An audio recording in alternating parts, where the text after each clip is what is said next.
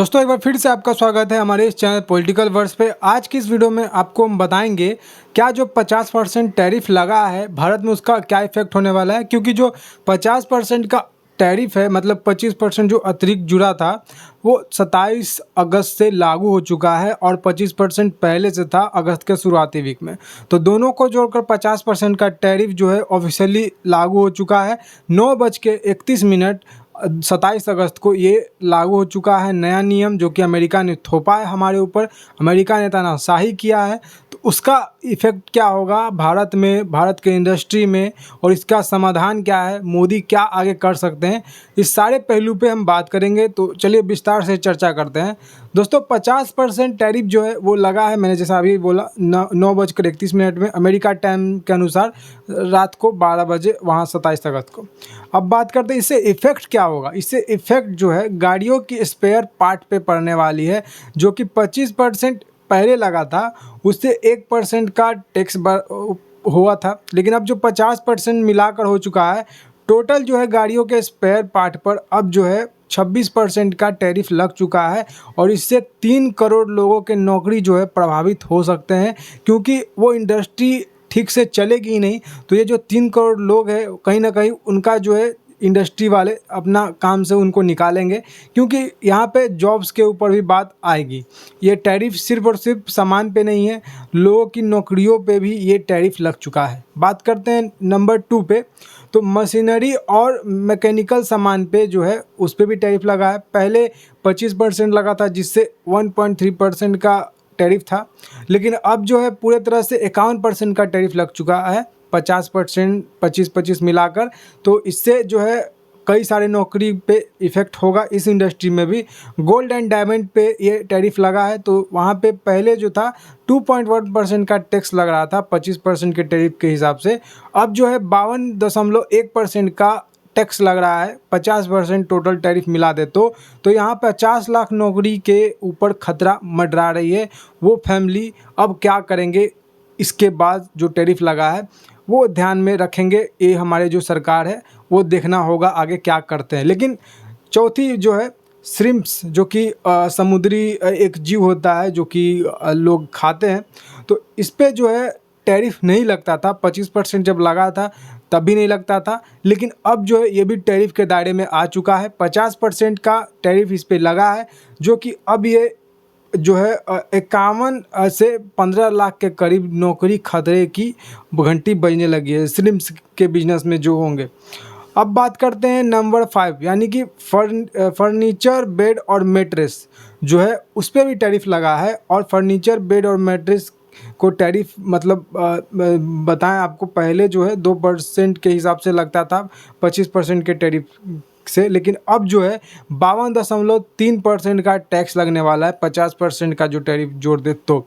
अब बात करते हैं number 6, steel, copper and aluminium के ऊपर भी या इस इंडस्ट्री के ऊपर भी टैरिफ लगा है। जो पहले 1.7% का टैरिफ लगता मतलब टैक्स लगता था 25% का टैरिफ जोड़ दे तो अब जो है 51.7% का टैरिफ लगे, यहाँ पे टैक्स लगेगा 50% के टैरिफ से हिसाब से। इस इंडस्ट्री में भी 55 लाख लोगों के नौकरी जो है वो कहीं ना कहीं खतरे में है। सब लोगों को तो छाटेंगे नहीं, क्योंकि इंडस्ट्री में कुछ ना कुछ तो काम यहाँ पे चलेगा ही, लेकिन अधिकतर जो लोग हैं जैसे कि 5-10 लाख लोग जो है उनका छटैया हो सकता है।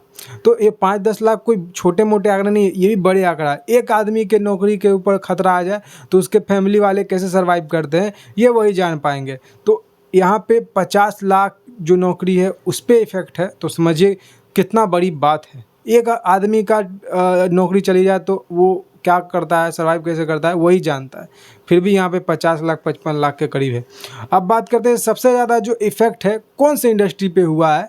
सबसे बड़ा जो इफ़ेक्ट है वो आपको देखने को मिलेगा क्लॉथ यानी कि कपड़े के बिजनेस में, जहाँ पहले 25% टैरिफ के हिसाब से 9% का टैक्स लगता था, लेकिन अब जो है 50% टैरिफ अगर मिला दे तो 59% का ये टैक्स लग रहा है क्लॉथ पे, जो कपड़े हैं जो इंडिया से जाते हैं अमेरिका।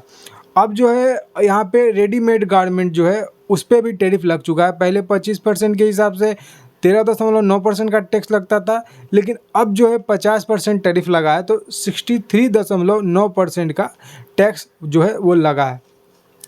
अब इस टैरिफ से भारत के कितने लोगों का काम पे खतरा आने वाला है, तो 4,50,00,000 लोग ऐसे हैं जिनके काम के ऊपर खतरा मंडरा रहा है।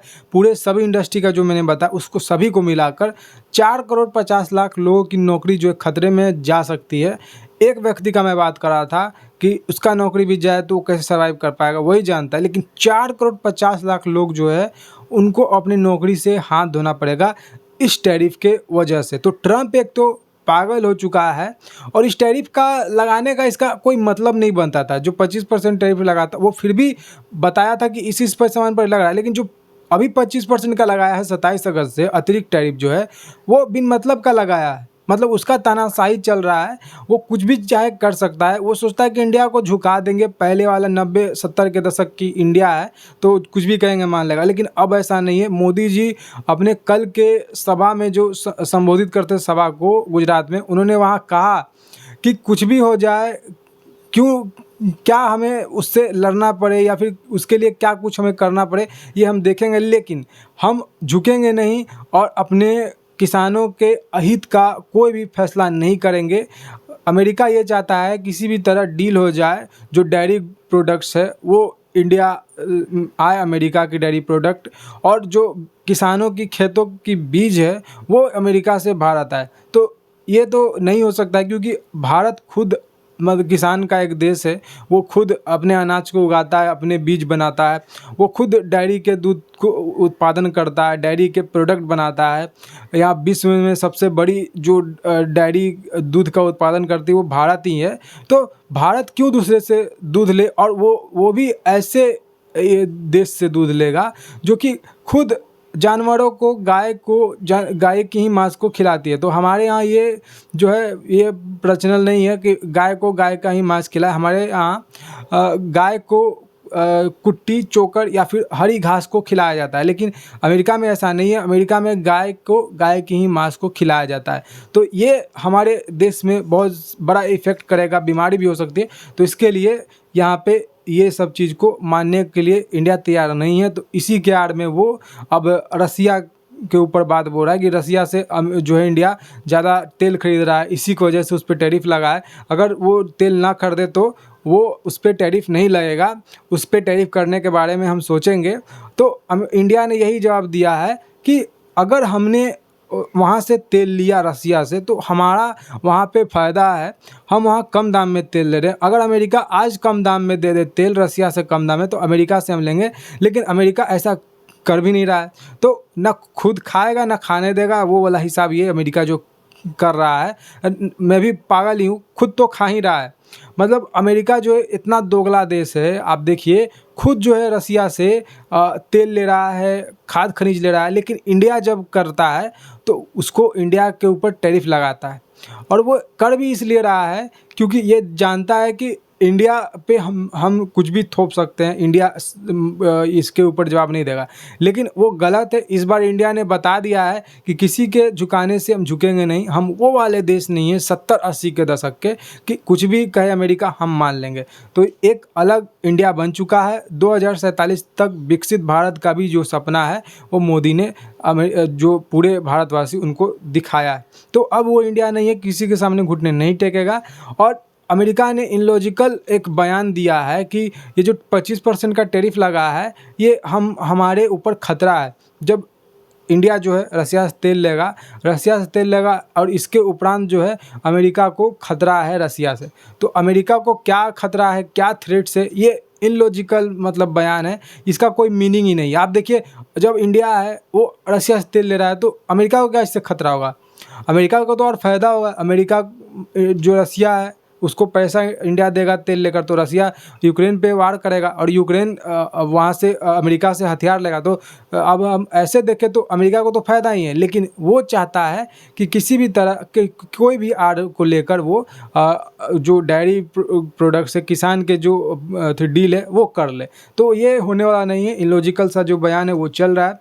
अब बात करते हैं सबसे ज़्यादा किस देश मतलब सबसे ज़्यादा किस इंडस्ट्री को इससे झटका लगेगा, किस राज्य के इंडस्ट्री को कितना झटका लगने वाला है। तो सबसे पहले मैं बात करूँ तमिलनाडु के में बहुत बड़े लेवल पर कपड़ा का व्यापार होता है, वहाँ पे इफ़ेक्ट होगा। गुजरात में बड़े लेवल का कपड़ा का व्यापार होता है, वहाँ पे इफ़ेक्ट होगा। और पंजाब और मुंबई में भी बड़े लेवल का कपड़ा का व्यापार होता है, तो वहाँ पे भी ये इफ़ेक्ट जो है वो होगा। कपड़े के फैक्ट्री पे ये ज़्यादा बड़ा इफ़ेक्ट लगने वाला है। और एफएटीएफ शायद से या फिर कुछ अलग प्रकार के कुछ नाम है, वो तो कल चिंता भी जाहिर कर चुका है जो भारत की है। उन्होंने ये कहा है और कई जगह पे गुजरात में तो फैक्ट्री ठप होना भी बंद हो गई, तो उसके लिए सरकार को कुछ सोचना पड़ेगा। तो प्लान बी जो है वो मोदी का रेडी है। उन्होंने ऐसे ही नहीं, मोदी ने लाल किले से बोला कि दिवाली के मौके पर आपको तोहफ़ा मिलेगी, इनकम जो जीएसटी टैक्स उसमें राहत मिलेगी। तो ऐसे ही नहीं जीएसटी टैक्स को कम करने का बात किया है मोदी ने, ऐसे ही नहीं लाल किले से बोला है कि हम किसी भी हाल में किसानों का अहित नहीं सोचेंगे। ये सोची समझी एक बात है और इसके ऊपर रणनीतिक बन चुकी है। कितना भी विपक्ष हल्ला चिल्ला करे, वो ये जानता है कि मोदी से उसको भिड़ना बहुत महंगा पड़ेगा अमेरिका को। तो विपक्ष जो है वो बोलते रहता है। विपक्ष को यही बोलना चाहिए कि विपक्ष ने क्या किया था आज से 70 साल पहले, और 70 साल जब ये राज किए तब तक उन्होंने क्या ऐसा किया था कि इंडिया आगे चली गई। हमसे पीछे जो है चाइना आज़ाद हुआ, लेकिन आज चाइना क्या है, ग्लोबल हब है, हम ग्लोबल हब नहीं है। हम इन्हीं 12-13 साल मोदी के राज्य में कुछ आगे इंडिया बढ़ा, इंडिया विकसित हुआ है। इंडिया तीसरे चौथे पैदान पे, अब चौथे पैदान पे इकोनॉमिक के मामले में है, अर्थव्यवस्था के मामले में अब तीसरे नंबर पे जाने का इच्छा रखता है और जाएगा भी अगले साल या इसी साल के अंत तक। इस साल के अंत तक तो नहीं, 2026 के अंत तक ज़रूर इंडिया जो है तीसरा अर्थव्यवस्था बन जाएगा।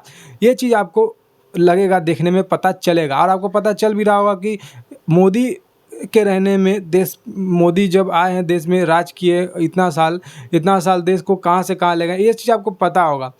इंडिया जो है वो बहुत विकसित हो रहा है और आगे होगा भी।